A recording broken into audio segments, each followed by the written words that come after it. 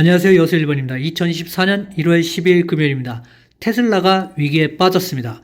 현금 비중을 늘려갈 때라고 보고요. TQQQ, XXL 대응 방법도 함께 공유해 보겠습니다. TQQQ 50불, XXL 28불에 마감하였습니다. 얼마나 미국 주식이 상승을 이어갈 수 있을까요? 다시 한번 고점이 높아져야지만 상승 추세를 유지할 수 있는데요. 지금은 몇 달 전과 상승의 힘이 많이 달라졌습니다.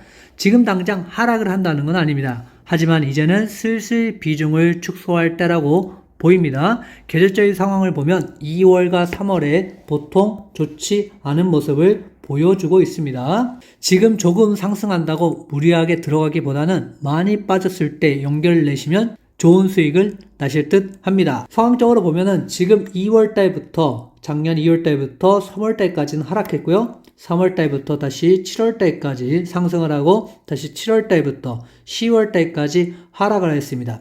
보통 한 달 정도 하락 후에 다시 한 4개월 정도 상승하고요. 다시 3개월 정도 하락을 하고 지금 아무래도 한 3개월 정도 이상 상승하지 않을까 생각을 해서 1월 그리고 2월달 정도까지는 상승하지 않을까 생각을 해볼 수 있겠습니다. 미국 군원 소비자 물가지수 CPI가 예상치보다 높게 나왔습니다. 장 시작과 함께 주식은 많이 빠졌지만 끝을 말아 올렸습니다. 시장은 CPI를 그렇게 나쁘게 보지만은 않았던 것 같습니다. 앞으로 더디게 하락하겠지만요. 꾸준히 우하향할 것 같이 보입니다. 급하게 빠지는 것이 아니라 이제는 약간 완만한 곡선을 그리면서 빠져갈 거라고 보고 있습니다. 10년물 국채 금리는 30년물 국채 입찰이 4.34에서 4.229로 내려가면서 어제는 10년물 국채도 이렇게 약간 조정을 보여줬습니다. 이렇게 올라가고 다시 하락을 하려고 준비를 하는 것인지 아니면 상승 위한 준비를 하는 것인지 알 수는 없으나 어차피 금리는 3월이 아니더라도 금리 인하를 해야 됩니다. 금리 인하를 하면 10년물 금리는 자동적으로 내려갈 수밖에 없다고 보여집니다. 10년물 금리가 내려가면서 3월 달에 금리 인하할 확률이 68.1%로 약간 올라갔습니다. 그래서 3월 달에 꼭 금리 인하를 하지 않더라도 곧 금리 인하할 가능성들이 조금 커졌다고 볼 수 있겠습니다. 반면 연준 매스터는 3월 금리 인하는 너무 빠르다고 얘기를 했습니다. 아무래도 지금 금리 인하에 대해서 너무 많은 자극을 해버리면 나중에 쓸 카드가 없기 때문에 그럴 수도 있고요. 결국에는 금리 인하에 대한 말을 조금 더 아끼고 싶어 하는 것 같습니다.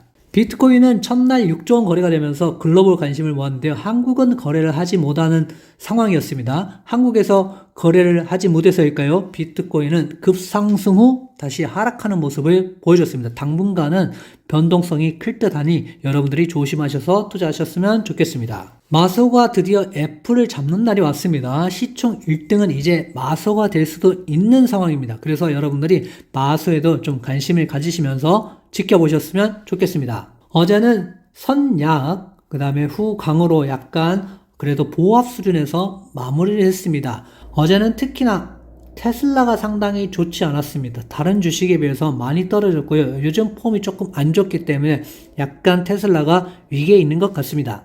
공포와 탐욕 지수도 지금 72를 유지하고 있습니다. 아직은 탐욕 단계입니다. 정상을 찍고 내려왔는데 얼마나 길게 갈지는 좀 지켜봐야 될 것 같고요.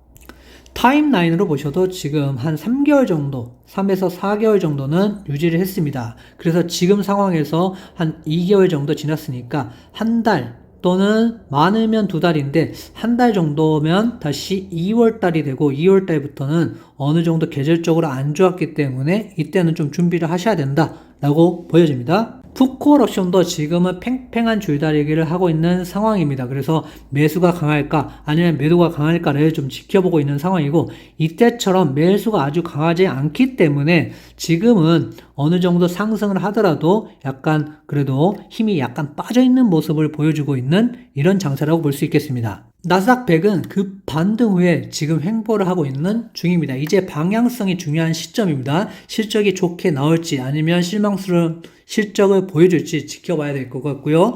4분기 실적은 부정적으로 보는 것들이 많으니 이제부터 좀 집중하셔서 보시면 좋겠습니다. S&P 500은 끝을 이렇게 말아 올렸습니다. 좀 그래도 괜찮은 모습이었죠. 하지만 아슬아슬한 하루였고 아직은 상승 추세입니다. 이렇게 쭉 상승을 하고 있는 추세이고요. 다시 이렇게 뭔가 하락이 나오지 않는다면 방향성에는 큰 문제가 없지만 이제는 약간 어느 정도 의심을 해볼 만한 시기인 것 같습니다. 4,800을 시원하게 뚫느냐 못 뚫느냐 이게 상당히 중요해 보입니다. 나스닥 역시 반등 후에 좀 쉬어가는 모양을 보여주고 있습니다. 지금은 상승의 목소리가 줄어들고 있습니다. 그렇다면 비중 축소는 어느 정도 준비를 하셔야 됩니다. 지금 당장 비중 축소가 아니라요. 언제부터 내가 비중 축소를 해야 될지를 준비는 하셔야 될 것 같습니다. 러셀 2000은 중소형제의 흐름이 지금 좋지 않습니다. 금리 인하에 대한 이슈가 나와야 되는데 그 이슈가 정확하게 나오지 않기 때문에 어느 정도 상승을 하였다고 다시 빠져가는 분위기입니다. 금리 인하에 대한 목소리가 나온다면 다시 상승을 할 수 있다고 봅니다. QQQ는 지금 주봉상으로 괜찮은 모습입니다.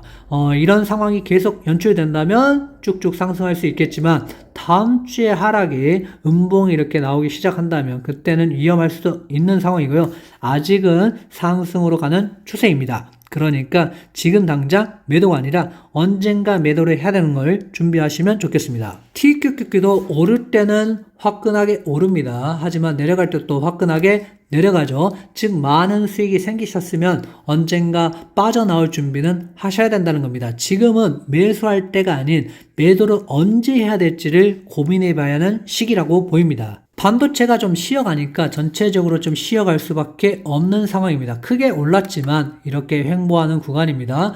횡보를 해서 어느 정도 에너지를 쌓고 올라갈지 아니면 실적 때문에 내려갈지는 좀 지켜봐야 되겠지만 지금 상황은 어느 정도 횡보를 유지할 가능성들이 좀 커졌습니다. 스톡스를 보시면 지금 12월 달처럼 이렇게 화끈하게 올라가는 분위기가 아닙니다. 지금은 화끈하게 올라가서 지금 멈춰 있는 단계. 이렇게 화끈하게 올라올 때랑 분위기가 많이 달라졌다는 얘기입니다. 그래서 분위기를 계속 보시면서 언제 한번 매도를 해야 될지, 어느 정도 슈팅이 나와서 매도를 할지, 아니면 상승 추세니까 조금 더 갖고 갈 건지, 아니면 하락으로 바뀌어서 매도를 해야 될지를 고민을 해봐야 되는 시기 중에 하나입니다.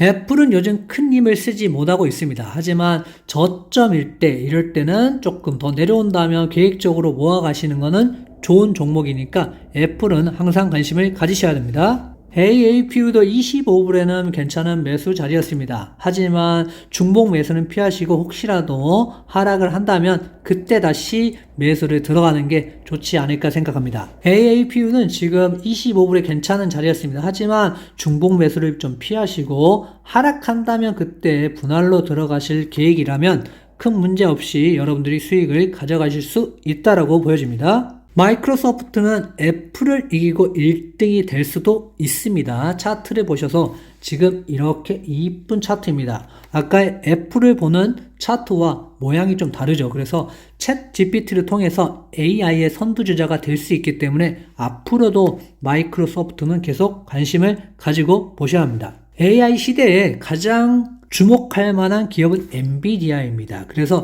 여러분들이 이렇게 저점 오면은 그래도 분할 매수를 좀 들어가야 되는 게 엔비디아라고 계속 말씀을 드렸던 이유입니다. 그래서 이렇게 매수하신 분들은 지금은 기다리시면 좋겠고요. 앞으로 혹시라도 다시 저점이 온다면 계속 분할 매수를 해가지고 여러분들이 모아갈 주식 중에 하나입니다. 테슬라는 지금 하락 채널로 들어왔습니다. 그래서 앞으로 조금 더 하락할 가능성이 크고요. 만약에 다시 재매수를 한다면 198불, 198에서 193불 정도 저점이었던 그 구간까지 온다면 다시 한번 분할 매수를 시작해보기 좋은 테슬라입니다. 하지만 지금은 약간 하락할 수도 있으니까 지금은 좀 조심하시길 부탁을 드립니다. TSL도 마찬가지입니다. 만약에 더 떨어져서 11불까지 온다. 그러면 여러분들 분할 매수하기에는 괜찮은 시기라고 보여집니다. 하지만 지금 무리하게 들어갈 필요는 없다라고 보여지기 때문에